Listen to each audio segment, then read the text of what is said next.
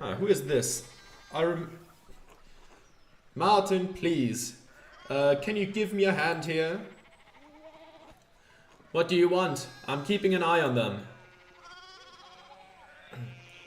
That looks a lot like standing there and doing nothing.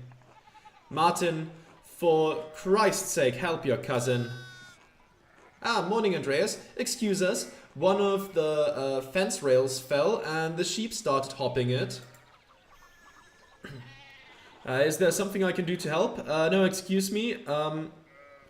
I'll try to stay out of your way. Martin, idiot, you going to help them? Is there something I can do to help? Have you ever handled sheep before? Well, no. Good point. Oh, look, there's something going on up at the Steinauer's place.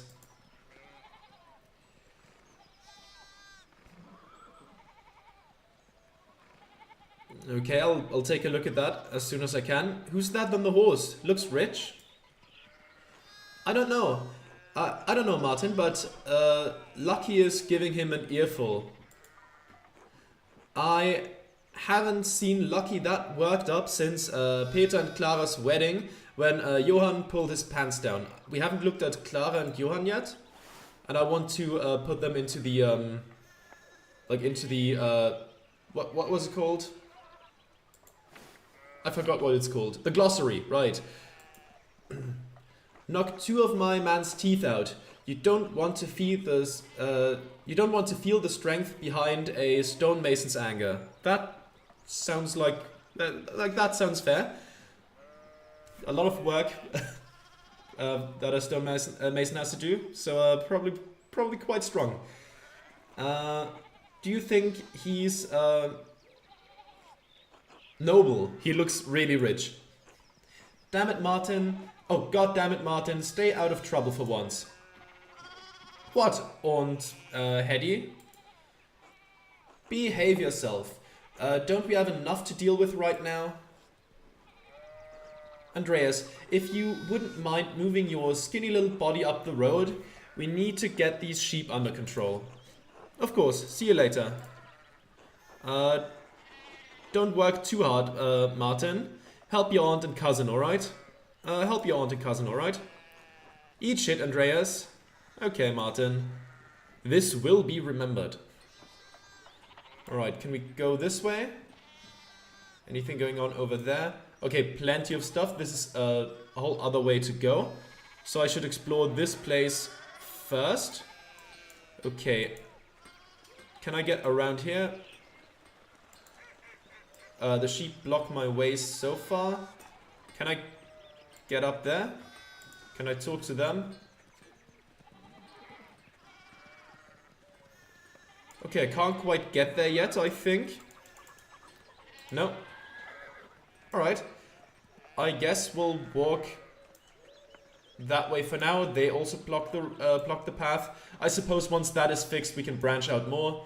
Church and Druckers. Okay. Let's head there right away. In the meantime, I'll have a sip of tea. There we go.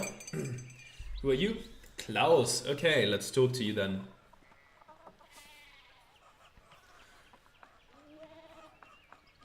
Oh boy. Oh, I see. He's printing. That's like what you put into a printing press and then he presses it onto here.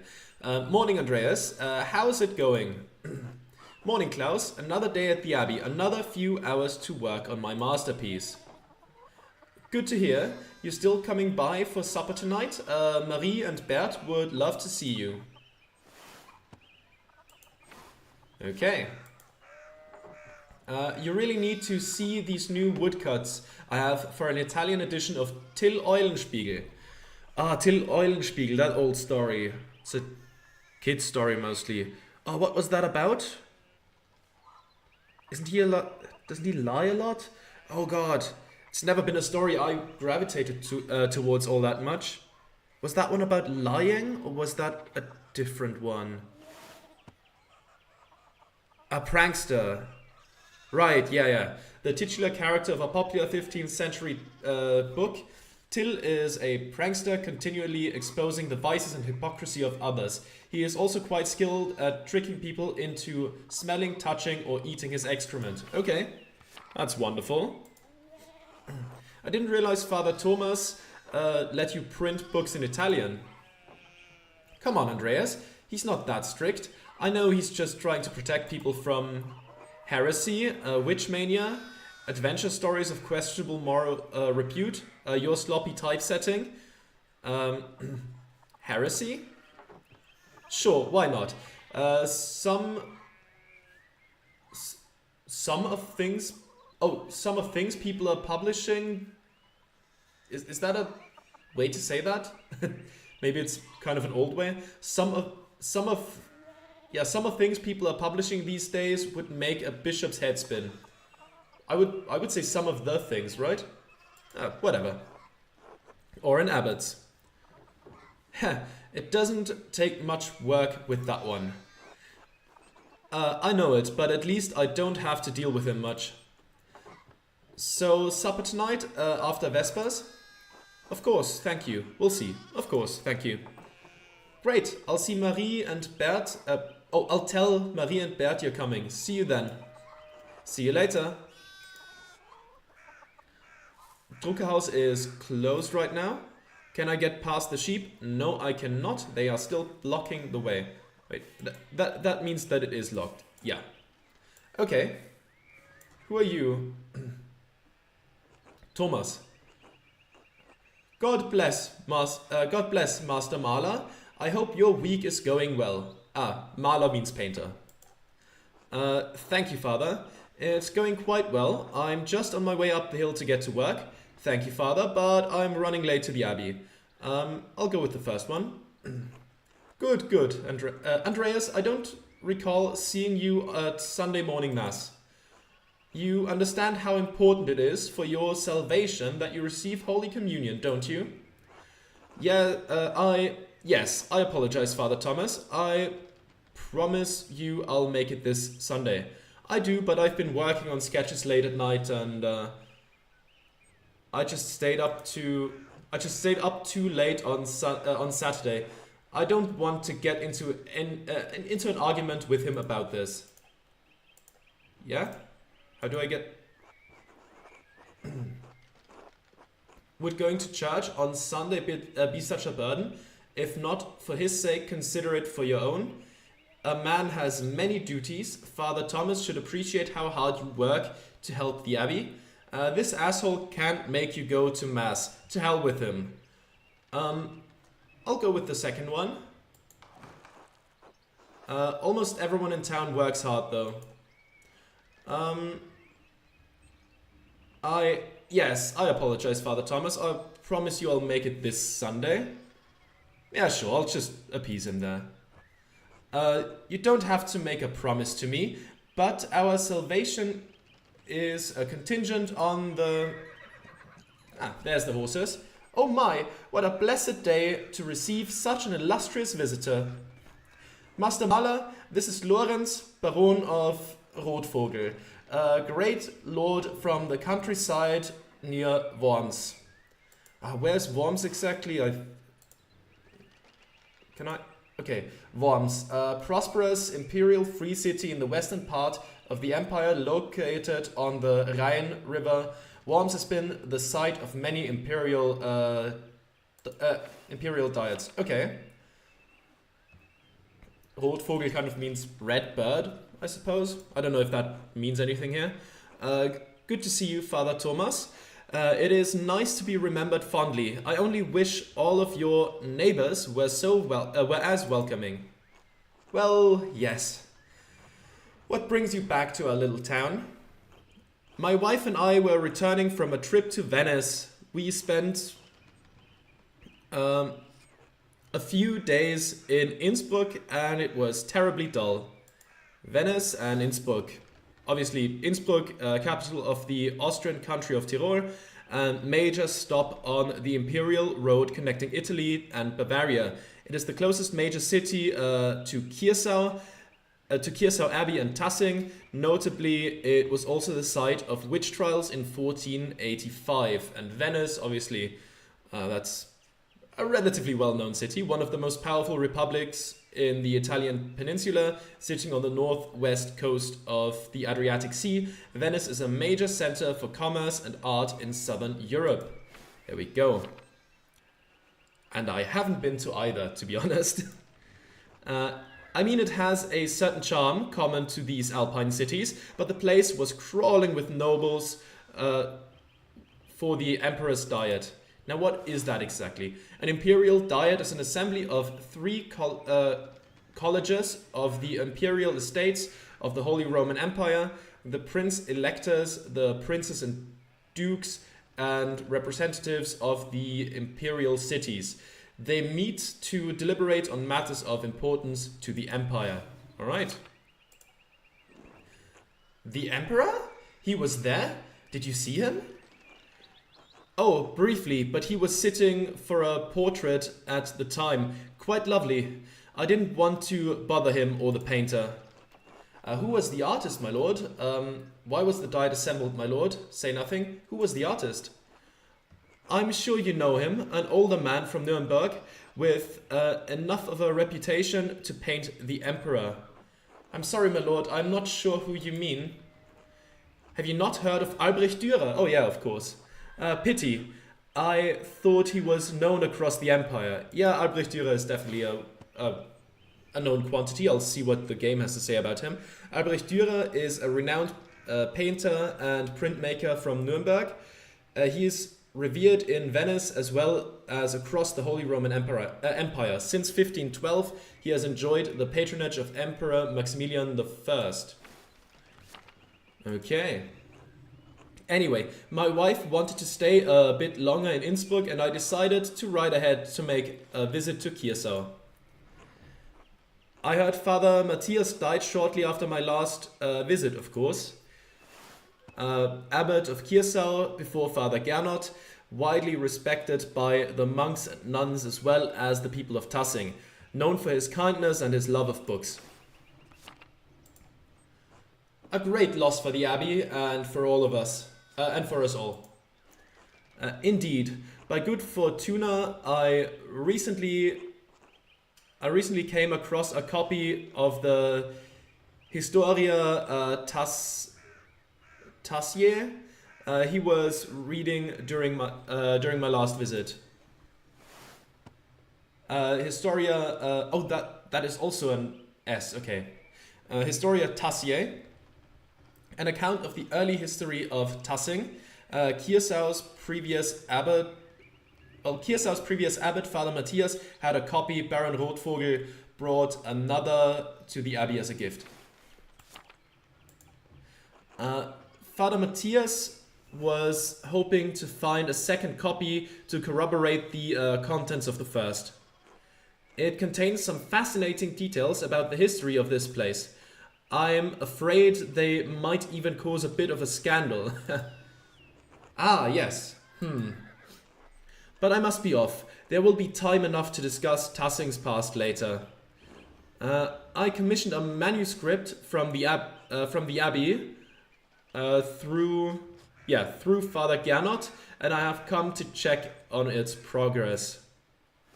Let's take a look at what Father Gernot looks like. Okay. Blonde with the typical bald spot that a friar would have. Oh, my lord, if you have come to see your manuscript, you should speak with young Master Mahler here. Not quite a true master yet. I still have to marry and be approved by our city council. It is an honor to meet you, my lord. I'll go with the first one. Andreas is a journeyman artist from Nuremberg. For the next few months, he's also helping the abbey's scriptorium. Scriptorium, a room for writing, illustrating, and illuminating manuscripts. Though typically associated with monasteries, they have disappeared from almost all abbeys by the 16th century. A Nuremberger artist working in an abbey scriptorium in 1518. Oh, we should talk, Andreas. I must know the story. Of course, my lord. It would be an honor. Well, I'm already late to the abbey, but I suppose it's alright. Surely my lord would find little entertainment or companionship in me. I'll go with the second one. Of course it is. I'll have a word with the abbot if he makes a fuss. And if he still makes a fuss, I'll have a word with the Prince Bishop of Freising, a good friend of mine. Prince Bishop of Freising, religious and secular ruler of scattered territories in the Holy Roman Empire, including the lands containing Tassing and Kiersau Abbey. Well then. Thank you for the introduction, Father Thomas. Come to supper at the abbey tonight. I'm inviting you to the abbot's table. Did the abbot invite me? Oh, don't worry about it, Father. Just show up after Vespers. What is he going to do? Refuse us? Excellent. We will see you then.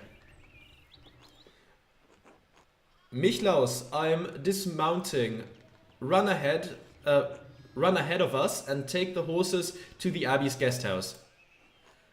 I'd like to take my time talking with Master Mahler. I'll meet you there. At once, my lord. Okay. Let's see what there is to talk about. All right. So then, a journeyman from Nuremberg. Forgive me for saying so, but you seem a little old to not yet be a master. You said you were unmarried? No, I'm not married, but in truth I came to my vocation later than my father and brothers. I was in university for a number of years at Erfurt. Let's quickly take a look at Erfurt. I mean, I know Erfurt, but Erfurt is one of the most populous cities in the empire and is located near its heart. It has been home to a respected university since 1379 and is a center of humanist thought. You know, because even if I'm aware of the cities, I don't know what they were like during this time, so I would always like to check that out. Plus, it's then in the glossary and we can always look it up. Erfurt, wonderful. The same university as Martin Luther. Have you read his works? Tremendous mind. Obviously, he's the founder of like, you know, his own subcategory of the of Christianity, the Protestant side of things. Like, I was, as a kid, baptized as a Lutheran Christian, right? I've since left the church. I'm not really interested in it, but that's, you know. So I am quite aware of Martin Luther, priest and professor of theology at the University of Wittenberg, controversial for his opinions on the church's sale of indulgences to forgive sin, which were recently published and distributed throughout the empire. Yes. And, like, to be honest, on that point, I agree with him. Selling indulgences that was very, you know, asking money of poor people to forgive their sins is, like, as dubious as it gets, honestly. He says things about the church that should have been said years ago. Might get him into trouble, but he's a brave, brilliant man. Wait, you may have you may have met him. Did you? You must tell me. Ah, no, he was a few years ahead of me. Still, his ideas do seem fascinating. His ideas don't hold much interest for me, I'm afraid. Sure, seems fascinating. I agree, wholeheartedly. I simply must meet him if I get the chance. I wonder if the good brothers of the Abbey have heard of him. Perhaps they have even heard his list of 95 theses against the church. Yes, he nailed those to a church door, if I recall correctly. A list of propositions against the church's practices of selling indulgences for the remission of sin. It was written in 1517 by Martin Luther. Yeah, okay, so that was 1 year ago at this time frame. Now, even when I was even before I, left the church, I was never particularly religious, so I never memorized them or anything. I couldn't really tell you much about them, to be honest, but I've, part of the teachings in school, definitely. Father Matthias was not above having a lively debate. I hope Father Gernot does not disappoint in that regard. But enough about Luther for now. Tell me about your university studies. Forgive me, Baron, but did you attend university? You seem very well educated. Why are you so interested in my education? I'll ask the first one. No, my family is merely wealthy enough to have provided me with all of the books and tutors a child could dream of. I love all knowledge, from Aristotle and Cicero to Ficino and Erasmus and everyone in between and yet to come. Let's take a look at those.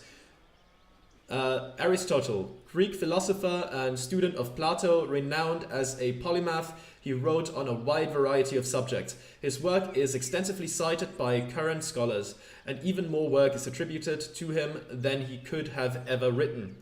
Erasmus of Rotterdam, a Dutch priest and philosopher who is preeminent among northern humanists. He is known for his works in Latin and Greek, as well as his calls for reform within the church. Cicero, a statesman, scholar, lawyer, and renowned orator of the late Roman Republic, he is revered both for his contributions to Latin literature and his skills at rhetoric. Oh yes, in Latin class I had to translate quite a bit of his work. Got most of it at least somewhat wrong. Was never particularly good at Latin, but I did come across a bunch of his work in school. Ficino, Marsilio Ficino was a 15th century Italian priest and humanist who was one of the leading figures of the Italian Renaissance. He is well known for his translation of the works of Plato into Latin. Okay, there we go. I may have misjudged the Baron. It seems he is as well read as any university student. In truth, I am simply happy to speak with another well-educated man. Now then, did you earn your doctorate? In truth, I'm simply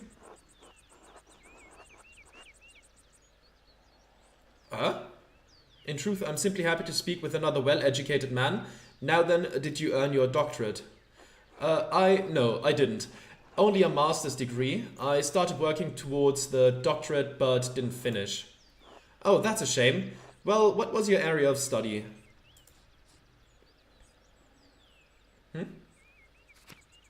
Oh, okay. Theology. Andreas has a strong understanding of Catholic theology, biblical knowledge, canon law, heresies and similar subjects. Imperial law. Andreas knows the basics of the fractured systems of law that govern the various states of the Holy Roman Empire and medicine. Andreas is familiar with the basics of human biology, medicine, and illness. Now, of those things, I think theology interests me the least. Then I guess imperial law. It would probably be good to know. But medicine seems quite interesting, so I'll go with that. Especially, that's a way to learn about more about how medicine was like in that time. So yeah, let's go with medicine. All things medical, studying the latest and greatest text coming out of Italy. Yes, the Italians continue to innovate in that area. Extraordinary, really. Fascinating work. Who knows what secrets we may learn about the human body in the decades to come. Oh, it's Ottilia. You! If I had any faith, I would have prayed you'd never show your face here again. Is she talking to me or Rothvogel? Curse you, Lorenz Rothvogel. Perchta's dogs tearing you to pieces would be too kind a fate. These rusted communities display a shocking lack of hospitality, don't you think? What was that about? Or say nothing. What was that about? Who knows? By the time I finish guessing, the old crone will probably be dead. Well, what of your early time in university? Every student must study the trivium and quadrivium. I don't know what that is. The trivium and quadrivium represent the lower and upper divisions of classic liberal arts, university education. Latin grammar, logic, and rhetoric from the trivium, arithmetic, geometry, music, and astronomy from the quadrivium. Okay. Did you have a favorite subject? Can we pick? Latinist. Andreas has a strong command of Latin grammar and vocabulary. He can also easily recall sententiae antiquae, quoted words of wisdom from the Roman Republic and Empire. Logician. Andreas instinctively thinks through the implications of information as he receives it, is adept at spatial analysis, and can easily perform complicated calculations in his head. Orator. Andreas excelled at rhetoric in university. He is a skilled teacher, persuader, and public speaker. Occultist. Andreas knows a soul-endangering amount of theoretical and practical knowledge on alchemy, astrology, theurgy, necromancy, and various magical rites and ceremonies, or heavens and earth. Andreas knows a great deal about the constellations, heavenly bodies, and their movement. He is also familiar with various plants and animals from study and personal experience. Okay, now there's a couple of them that interest me. Latinist is not one of them. Like I said earlier, Latin has never really been my thing. Orator could be interesting, like being good at like persuasive skills could be good. I don't know how the game works in that regard yet. We haven't really had to persuade anyone of anything yet. So not sure how much that comes into play. Occultist would be interesting. Logician also, being very analytical, that could be cool. Heavens and earth. Now, I've always been quite interested in like in science. I like did an A-levels degree in like physics and like wrote something in like astrophysics and all that stuff. So that is very interesting to me, like the constellations and all that. Specifically, I wrote about like how stars come into being and what happens after they die, quote unquote. So not really the movement of the stars, but still concerning the stars. So that would be something that would interest me quite a bit, especially during these times. Isn't that still very controversial? Oh, but occultist sounds interesting too. You know what? I'll go with heavens and earth. I loved studying the natural world, my lord, both the heavens above and the wild spaces around us. Formerly, I studied as much astronomy as I could. It's incredible how much we've learned from both the Arabs and the Greeks. True, but even now we continue to discover more about what we can see within the celestial sphere. What began as pagan myths to explain our place in the world may help us understand our place in the heavens. And this may seem foolish, but I spent a lot of time in the wilderness learning about plants and animals. Really? Did the libraries of Erfurt not have enough herbals to satisfy your curiosity? I don't mean to malign our most august Greek and Roman authors, but De Materia Medica was written before the coming of Christ. I suppose that's a book. A pharmacopoeia, or a book for creating compound medicines, written by Pedanius Dioscorides, a Greek physician and botanist who was employed in the Roman army. The 5-volume text has been a primary source of botanical information for centuries. Okay. Surely there is more that we can learn about plants, insects, and animals by observing them in nature. And beyond that, I simply have a love for wild places. While I do not share your academic interest in nature, I must admit that I sometimes enjoy the solitude of a walk in the woods. And your other studies? Was there anything else you excelled at? Ah, okay, we can get a second one. Okay, do we want to go for logician or occultist? Those are the two that interest me the most. Let's go through the topics. Like astrology, I don't care about at all, personally. It's not anything of interest. Like, obviously, I mean, I don't really believe in any of those things being real. It's not really how I roll. But it could be interesting to get into that in like a time setting like this. Witch trials only a couple decades in the past. So it would be interesting to get into that. Logician, however, would also be quite interesting, could also be quite helpful. Let's go with logician. Logic, geometry, and arithmetic. Quite interesting for an artist. Was Aristotle's organon the foundation of your study? Yes, the organon for logic and Euclid's elements for geometry. But the past few centuries have yielded wonderful new texts on logic. Euclid, a mathematician of ancient Alexandria, he is recognized as the father of geometry and is most well known for his book of Elements, the foundation of all university education on geometry.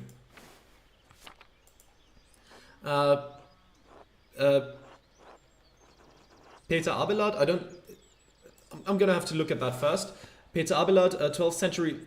Then it's pronounced differently. I wanted to see where he's from, so I knew how to pronounce the name. 12th century French teacher, philosopher, and theologian. He is known for his philosophical work in logic and his theological work in atonement theory. He is also remembered for his love affair with his student, the renowned Benedictine nun, abbess and scholar Héloïse de Argenteuil. Sorry, I don't speak French. If I butcher a name like that, I'm very sorry, but that's just kind of going to happen. Peter Abelard? I don't know, maybe that's somewhat accurate. Peter Abelard provided the foundation of scholastic philosophy and established the primacy of... speaking is hard sometimes. And established the primacy of Aristotle's work. The Englishman William of Ockham, Ockham, like Occam's razor, is that the same guy? Gave us the Summa Logicae, arguing nominal... God, there's words in there. Sorry about that. Arguing nominalism against Platonic realism. That is the Occam's razor kind of guy, right?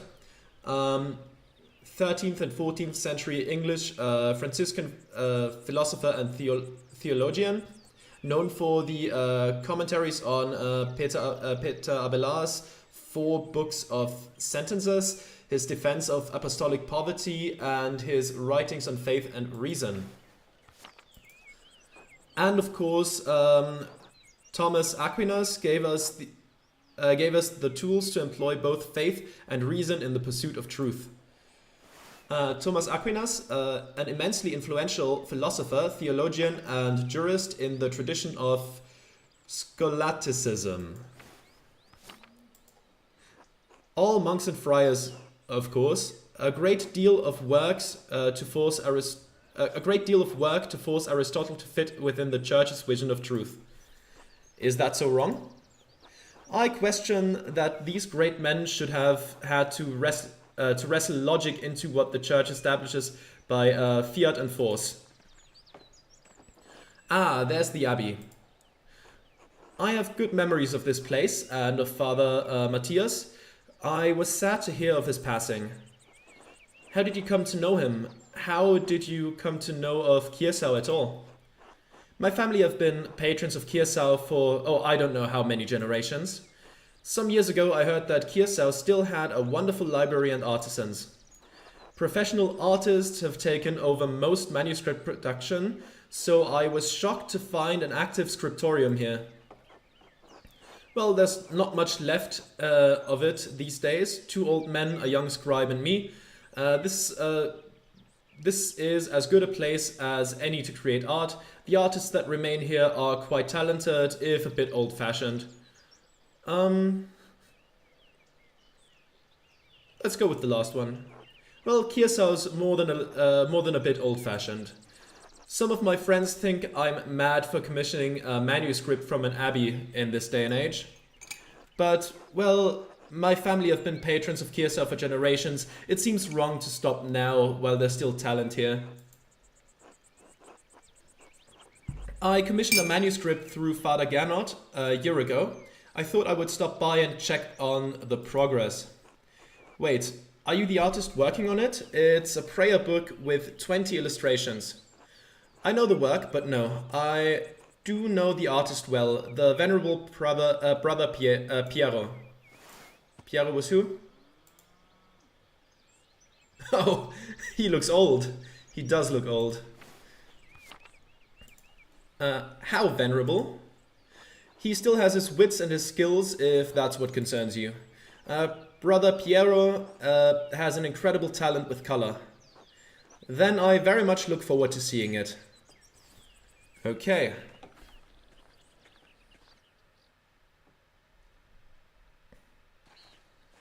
There we are.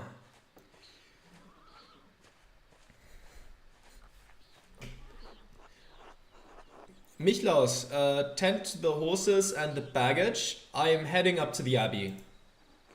Yes, my lord. Okay, I'm quickly gonna refill my tea because this is hard on the voice, not gonna lie. There we go. Well, nearly tipped over my cup of tea. Sorry for sounding a bit startled right there.